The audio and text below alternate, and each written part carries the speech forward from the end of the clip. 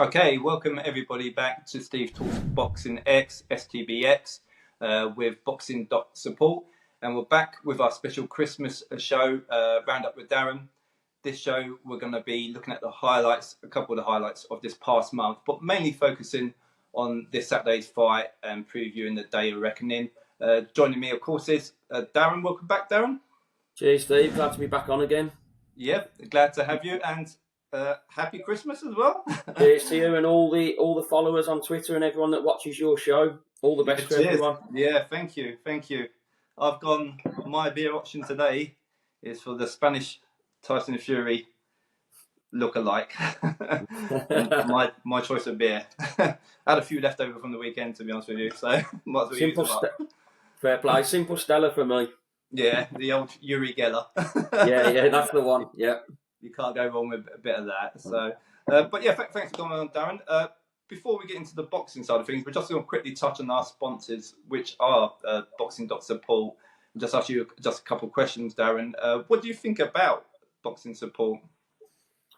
To be fair, I've got nothing but good words to say about them. Ben and Nikki, who run Boxing Support, I've probably known them since October last year, and I've got nothing but good things to say. The concept is right, what they're trying to do. I just feel they need that opportunity to get involved with someone and someone to give them the chance, that's big in the game to really hit them off. I mean, I've always had nothing but good words to say as regards. Yeah. They've always treated me very well. Yeah, that's pretty much the same here with my experience. In your opinion, how could they affect boxing social media? Well, I think if their concept really gets going, like I said, if someone, big gives them an opportunity, if they could get, 1,000 boxing fans on their platform, you could have a massive scale on social media, really, where how their platform works, it would be huge. And it would compete for massive UFC numbers. They are really massive on social media. Yeah. And it's discreet engagement. That's what they offer, don't they? I know that's that. It, yeah. So, yeah. And sort of money-wise, what sort of money did you earn with them guys? Obviously. Well, obviously, you know how it works. You can get payments for retweeting, comments, and likes. And over that time, I built up a few £100 easy. You get your payments through PayPal. It's simple enough to understand. And I easily got a few £100. And, Nicky, being the good, genuine guy he is who runs it, he gave me little payments for helping him out here and there. They don't expect you to do everything for free. They always promote that you shouldn't work for free, even on social media, with the little things they do. And when you look at, say, you have 4 or 5 tweets a day, you can easily earn a few quid a day. Easy. Yeah. So it's basically easy money to earn while you're boosting boxing social media while you're on social media. So it's pretty much money for nothing, isn't it, really? Well, I paid for a few pay-per-views through what I earned for them anyway, put it that way. Yeah. Definitely. One thing I was going to say, check out our competition. We're paying for someone's pay-per-view this week. The prize with Boxing.Support is at £20, and we'll pay for your pay-per-view as well. So yeah, that's a brilliant gesture, that is, as well. I think that's great what you've both done there. Yeah, we're all about the fans. We've always been about the fans, and even if it's giving something a little back to people, that's great in my opinion as well. So always try and do that. Even when I get some spare tickets, sometimes I always try and re-offer it out to the fans. I know times are tough out there at the moment, and anything for free is it's great nowadays. Okay, moving on then to the actual boxing on Saturday, Day of Reckoning. Oh, that trailer was awesome, wasn't it? Yeah, I'm buzzing. Honestly, it's like early Christmas present. I'm absolutely so buzzing for it. I can't, I can't believe that we're having a card like we are with the fights we're getting on it, and there's so many potential banana skins. I love it. Yeah, it's fantastic. Yeah. First, I'm going to touch on the price. £20 for that pay-per-view. Bargain. Is that a bargain or what? Bargain, because let's be honest, everyone was speculating on social media. Oh, this is going to be a £30 pay-per-view. Could it be £35? when they come out with a £20 price tag, unbelievable. Yeah. I mean, you've got like a couple of options. You subscribe to DAZN and you have like the pay-per-view, or you just do a one-off TNT. I think DAZN are doing some kind of deals for people where you pay for get the subscription, like a massive cut price if you buy that show. You know, so they are doing deals, but it's sort of like, I think they said the way it works out. If you're just a fan who casually wants to watch a one-off show, you better go with TNT. Yeah. And if you're like a sort of average boxing fan, you better go with DAZN, who's interested in the other shows. If you look at long term, maybe a little bit longer term with DAZN. That's it, but I've never known a pay-per-view at £20 with this stacked card. It seems it is an early Christmas present for everyone, isn't it? For the boxing. Oh, it's unbelievable. It's like you say, the card's absolutely stacked, and for £20, okay, it's before Christmas, and you say times are tough, but you will find £20 to watch that, because even if you go to the pub, you're easily going to spend that, aren't you? Easy. So it's just bargain. Yeah. Absolute Easy. bargain. Yeah. Easy. A little bit on Eddie Hearn. He had a little bit of beef with Jarrell Miller. Do you think he'd be getting a Christmas card from Eddie this year? No, I don't think so. Jarrell Miller seems to have a beef with a lot of people, not just Eddie. I mean, before I've come on here, I've just seen him having a row with Daniel Dubois in the car park in Saudi. So, why not? Why not? Yeah, that's Jarrell Miller for you, isn't it? But Eddie obviously used to promote him, and because of what Jarrell Miller done, they fell out, and they've had beef because of it. Can you blame Eddie Hearn? No. I'm surprised I say he's working with him, but he's not really, is he? Because obviously he's not his promoter, is he? So, but obviously he's on the card. Yeah. Well, the thing is, if a Jarrell Miller and Anthony Joshua fight comes ahead in the future, Eddie will have to have negotiations with him, so they are going to have to kiss and make up probably at some point. Yeah. Definitely. I know another person who's not on Eddie Hearn's Christmas card list is Chantel Cameron. Now, no. Did you see them comments? Yeah. I did, yeah. Did Eddie get caught up in the moment and thought, okay, this Sharon Taylor, totally forget he's the joint promoter with Cameron as well?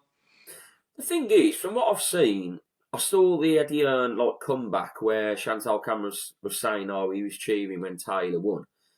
You have got to agree with what Eddie said a little bit. He's gave Chantal Cameron some massive opportunities to do what she's done. 2 big fights with Taylor, and I think it was Dillian White was called off the card before she headlined. Yeah. So I can agree with what Eddie Hearn's saying. And, Chantal Cameron sometimes has got to look at herself. I know she went to Ireland again, but she has got to look at herself that she was the one in the ring. She could have won the fight, Yeah, and Eddie's promoting both. He gives Cameron the opportunities. Yeah, he may have got carried away a bit, maybe. It may look that way, doesn't it, really? The thing is, when he's promoting both of them, would he have cheered if Chantal won? Yeah. So exactly. It works both ways. Yeah. So basically what we're saying is Eddie Hearn's probably only going to get one Christmas card, and that's from Anthony Joshua this year, then, are we? Probably that, yeah. But he might not get that. If he loses, Eddie might be done with him. Yeah. I don't know. You never know. Yeah. No. Yeah, he may be cheering on Wallin after. You don't know, do you? Never know. Stranger things have happened, I think. Definitely. Yeah. Moving back to the card, what fight yourself, Darren, are you looking most forward to? For entertainment purposes and probably the build-up, you've probably got to go Dubois and Miller. Yeah. Because you know what Jarrell Miller brings. He comes forward. He's very active with his punches. For his size, he's got a great engine. Yeah. We know Daniel Dubois. I don't really like to call him a quitter, but he hasn't got the biggest balls, I don't think, in the ring. Yeah. And I feel. Go on, what was you going to say? Sorry. I was going to say, if it weren't for dodgy reffing, he could be world champion. No, I don't think that was. I think that was, that for me. Like Dubois, he lost the fight fair and square, I think. Yeah. I know it's controversial, but I think he was clutching at straws with that. But I think this opponent in Jarrell Miller is all wrong for him. I think he's completely wrong for Daniel Dubois. Daniel Dubois likes to be the boss in a fight. You know, he's a big puncher, but I don't think he intimidates Jarrell Miller at all. And I think Jarrell Miller walks forward, fearless of him, and really sticks it on him. And I wouldn't be surprised if Daniel Dubois is out of there in 7 rounds. Really? That's your prediction? No. Probably, yeah. Probably go that, yeah. Yeah, I definitely don't think this one is one that's going to go to the cards. Definitely no way. Well, you know. I was going to say, I've done a poll. I said to you earlier, I've done some polls earlier, and pretty much... What did people say? Pretty much, before I come on here, I had a look. The polls were edging towards a Miller stoppage or a Daniel Dubois stoppage. So there ain't hardly anyone expecting a points either way. So it's going to be a Miller KO or... Who's expected for them at the moment? They're edging towards Miller. Miller. For a stoppage, yeah. And that's probably... Whether he stops him, I don't know, but I think he can retire on his stall or something like that. I just don't think he's going to like the smoke that Jarrell Miller's going to bring. Miller. Yeah. I really don't think I think he's all wrong for him. Yeah. As long as Varda is close behind with a test kit after. Well, apparently, you know, he's obviously passed all his tests up to now. He said he's been tested a lot. And it's one of them with Jarrell Miller. It's wrong, really. But the rules are the rules, and he's paid his dues. I get where people get peed off with it and thinking about, we shouldn't be fighting and that with his foul 2 tests. And I agree, but he's done his time. He's done the crime, he's done his time, and that's he served what the ban. Say. Yeah, he served the ban. Yeah. Okay, we spoke about what you think is the best fight on the card. What would you say is the worst fight on the card? Well, I think you've got to go... I think these will be the first couple of fights on the card as well. I think you've got to go Hrgović and Demore. Yeah. But what is that fight about? Didn't David Haye flatten Demore like years ago? Yeah. But I was just going to say, we've been big in this card up. Let's not put a downer on it. But you're right. You are right. I mean, the thing is, I'd say with Hrgović and Demore is Hrgović is likely to get a good stoppage. Whereas the other one I was going to say is Junior Farr and Frank Sanchez. Yeah. Whereas Frank Sanchez can go through the motions in a fight and coast to an easy 12-round decision. Whereas I'd be expecting Frank Sanchez to take Junior Farr out there in probably 4 or 5 rounds. But whether he does is another story. So I'd probably go Frank Sanchez and Junior Farr will probably be the most boringest fight on the card. Yeah. Yeah, I was going to go back to Hrgović. I think you're right. He needs to make a statement and get a good stoppage here. Surely, you know. He does, yeah. Yeah, I think he does. Sanchez, but whether he does, whether Hrgović does, is another story because he's another one that can go through the motions in fights. Yeah. But yeah, Frank Sanchez. He's another one. Like he's in the top 10, I think he is, in most governing bodies, but he's another one he can coast to a 12-round boring decision. And I'm not being bad. This is a great opportunity for any of them fighters to put their name on the boxing map, isn't it, really? Because there's going to be massive pay-per-view, global pay-per-view, people watching them. You put a decent performance and everyone is going to know who you are. They're going to be on your next card. You put in a good performance like Hrgović or Sanchez, and everyone says, I want Sanchez on my next card, you know. So it's great. It's a great platform for these guys to put their name out there, isn't it, really? Even Mark Demore, you know, if he can go out on his shield and really dig in and stick in there for ages. In the future, Mark Demore might be on Sky Box Office, you never know. Yeah, maybe. Like never know. Strange things happen in boxing, but that's it. Yeah, but you never know. I know you done a tweet earlier in the month to say what upsets can you see from looking at the whole card. You went out there to your followers and asking them what upsets do you see. But what about you, Darren? What fight do you see as a potential banana skin there?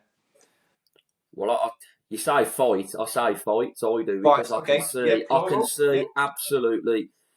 The first one I've got to say is Caballero over Makhmudov, Hmm. because for me, Makhmudov is a one-trick pony from what we've Yeah. seen so far. Yeah. Okay, he He got just a busts decision. people out, doesn't he? Well, he comes in, he does the same thing every fight, but the one man he couldn't shift was Carlos Takam Hmm. because he's got a bit of movement, bit of ring craft, and he was moving. And Makhmudov don't like, from what I've seen, the movers. He's all right with static men in front of him, and he can bang them out. Yeah. But Caballero, for me, he's a pretty decent heavyweight boxer, Yeah. and it's the old thing, if he can stay out of the way. But if I think Caballero can weather the storm, stay out of the way, and get his boxing going, I think he can beat Makhmudov on points. Yeah. Really? Okay. Yeah, I do. Yeah, Funny I you do. say that. Earlier today, Billy Nelson actually commented on one of my tweets, and he said the same thing. He's tipping Really? Gabriel to win. So, Yeah. you Six know, to one. really, that's not a Yeah. bad shout. Well, and then the next one I was going to say Mhm. is Jarrell Miller over Dubois. I think he can Okay. get like 3 or 4 to 1 on him, and I've already explained how I think he can win. Yeah. And then I think you've got the Parker Walder. Hmm. For me, Walder again, one trick pony, but that one trick he's got is very good, that right hand. Hmm. But Parker, when you look at Walder's opponents in the past, Parker is one of his better ones.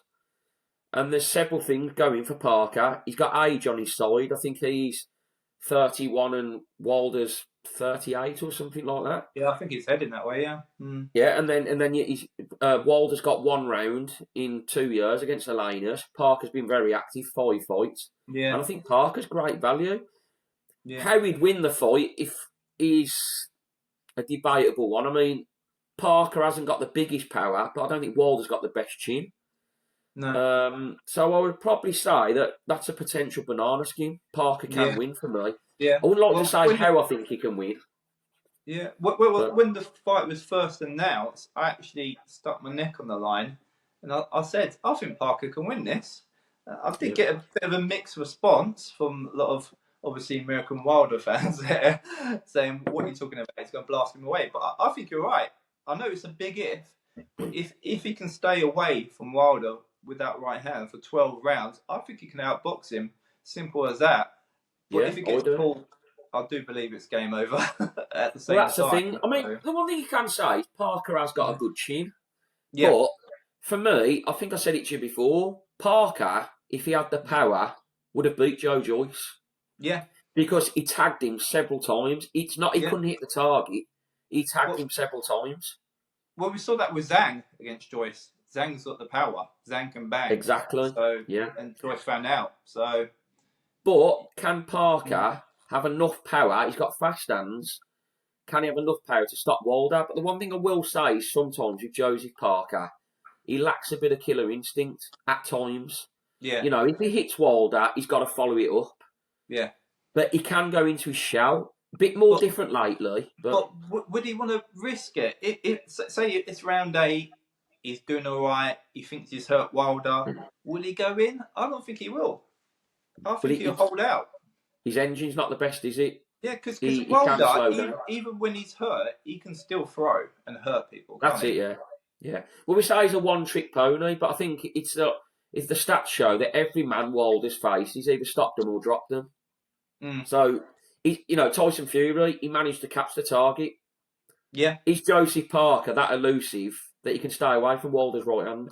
Exactly, that's what I'm saying. With Fury's movement there, even Wilder obviously tagged Fury. So is Parker, is he going to be able to, get that movement in? Is he going to be avoiding those punches for 12 rounds? Yeah, exactly. It's a huge task for Parker, but now I feel is the best time for him to fight Wilder. I think it's the best time for him.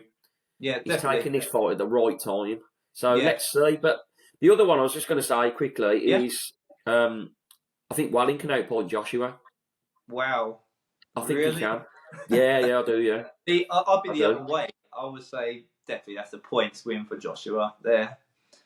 But over 12 rounds, you think what Walling Yeah, can put that yeah, I in? do. Yeah, Really? yeah, I do. The Well, reason being, go on, what you going to say? Sorry. yeah, I was going to say Walling's a southpaw, and we know AJ doesn't like fighting southpaws. Well, that's point one I was just going to make, and another There you point go. is as well. Great point, and another one I was going to say is, if you watch Wallin fight, he sticks the jab out constantly, and what I think AJ is going to try and do in this fight is use his reach, and when they can knock it down the jab. Yeah, I feel like AJ is going to try and knock the jab away of Wallin when he's sticking it out constantly. But I think Wallin moves very well, and his jab's very good. And even though he's not a conclusive puncher, I do think he can maybe bust Joshua up a little bit with that jab. yeah. I mean, Helenius busted Joshua up, and he didn't really do loads in that fight, but No, he busted Joshua's face up. yeah, But I honestly think Wallin can outpoint Joshua. I really yeah. do. But that's So, well, that's two massive upsets. So if that happened, I would say that's a bad night for everyone, really, because well, if them ultimately, upsets, yeah, well, that's a good double bet on that one. But well, I was ultimately, going to say we if them want. upsets come in with the four Mm. fights there, I've just announced. I think if I put £100 on that, I'd probably be paying the mortgage off. It's worth a fiver maybe. Yeah. Okay, 100 has been a bit extreme, but Yeah, I was gonna say just before Christmas maybe. yeah. But ultimately, we want to see AJ versus Wilder. My next question for you was going to be at the end of the night. We want to see AJ and Wilder facing each other in the ring with a face-off, don't we? That's what we want. Not by your predictions though. Well, that's a part of where the predictions come in. Like I say, Wallin to win on points. If it's Wallin's going to have to be very conclusive to win on points. Like, would they give it Wallin with the plans that are going ahead? Yeah, With Joshua and if it's a Wilder, close because fight. yeah, Yeah, like are they? These are the things. Like, would that if it's Parker and Wilder the same? Will they give it? Will they give it Parker? Because the plans obviously is to do Wilder Joshua. yeah, yeah. So they are both going to have to be very conclusive wins to get I was the going to nod. say, then rounds have got to be clear, and if there's Yeah, any close rounds, then like I said, technically the home fighter being AJ and Wilder, because the bigger fighters will probably get the nod, won't they, on the cards? yeah. But being that, I think. Moving on as well, some of the clips from X and Twitter this month was that clip of Clarissa Shields' sparring video. What would you make of that? Well, I look at it as me as a person. I know Clarissa Shields is Marmite. She's that type of character. Yeah, Or even if I was a boxer, I wouldn't want to be sharing a photo of me dropping a girl, a woman boxer. I just wouldn't want it. It's just me being the person I am. I wouldn't want that video going viral. yeah. I just looked in. I thought, why have you got? I mean, the footage is old anyway, but I looked in and thought, why have you got to show that footage? Really? Yeah, it's like 3 years old, and I'm Yeah, not sure. Did you see someone made a compilation of videos of because she spars with men, yeah. but someone put a video compilation together of her, landing decent shots on male opponents. So What I just think, like if you spar men behind closed doors, fine. You both the female fighter, the male fighters agreed to it, but I don't think you should release viral footage of dropping a female fighter. I just think it doesn't really need to be aired. I know why they've done it, and I know because she's got a bit of a mouth on her, Clarissa Shields, saying she can, knock different male fighters out. But I just think if that was me, I wouldn't want it released of me knocking a female boxer down. Not at all, no. yeah, I was going to say, talking of controversy, I know it looks like Conor Bennett and Eubanks probably not going to happen now. But what was your initial thoughts on it? Is that a yes or a no for that fight? Well, I can look at it as a fan from just being a fan without any of the controversy. It's a fight I'd love to see. With I think it sells well. I think it sells the stadium. Possibly even more now with the controversy. It might have sold more because you might have got more casuals involved. Yeah, But But I've listened to a few of the podcasts with Eubank Senior and that, and I can totally understand with the weight why he didn't want that fight to happen. And I'm all for Eubank Junior going for titles rather than having a money fight. You know, I think fair play to him. He's at that stage of his career now. He should go for titles. Yeah. So I'm happy to leave that fight behind. It's a fight I'd love to have seen, but there's a lot of controversy. It's gone on for so long now. Yeah. You know, think the moment's passed now, then... Yeah, I don't think you'll see it now. I mean, are you happy to see it go by? Or? Yeah, I'm quite happy to see it go now. It's been dragging on for ages. Yeah. You know, obviously Conor Benn's still got some issues to clear up. Yeah, and definitely. Until he does that, then yeah, I wouldn't want to see him probably fight in the UK. To be honest with you, at the moment, anyway. Another one for you released. We're not too sure how true it is, but Tommy Fury versus Roy Jones Jr. Just not for me. But the good thing is, for that one then. No, definitely not. I don't want to watch it for free. The good thing is, though, I've seen John Fury confirm on an interview, I think it was with Seconds Out, that there's absolutely no truth in it. He said it was spoke about ages ago, but there's no truth in it. I'm glad to see it. That's good.